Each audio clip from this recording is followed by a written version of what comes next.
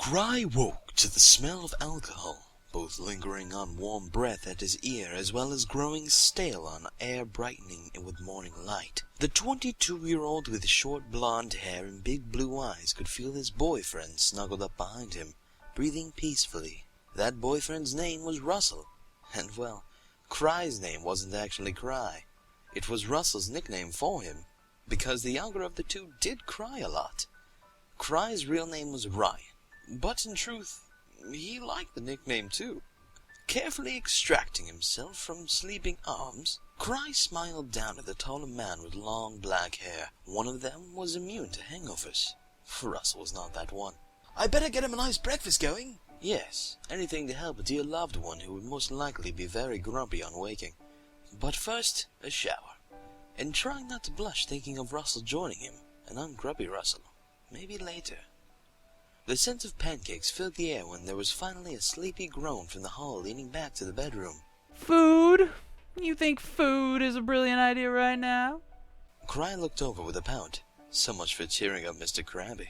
It's your favorite food, pancakes. No, it's your favorite. Russell slouched his tall frame over to the table and collapsed into a chair, forehead finding cool table surface a moment later. A little too hard. Ow!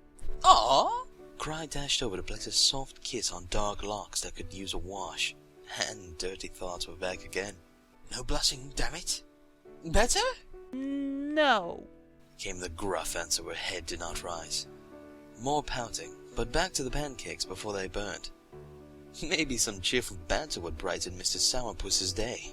You know, they're having a sale at the glasses shop today. I saw an ad for it. We could get you some new ones. Cry giggled and added, Something Elton John? The answer was flat, unamused. Hilarious. Russell blew air out of his lips and raised his head enough to hide it in his hands. Too much damn light.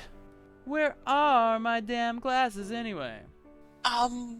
Cry had to think. Last night was still a bit of a blur. On the coffee table, I think. You know, where we started on the couch. Yes, he was definitely blushing now. The couch, the floor, then the wall, finally the bedroom. He could remember enough to list the locations in order. Russell smirked, dropping his hands finally and catching the blush on his boyfriend's cheeks. Oh yeah. That blush looked like it was getting worse, and added to the impression that Cry looked younger than he really was. Russell faked a glare, though he could probably summon a real one with the motivation of pounding head and nausea to back it up.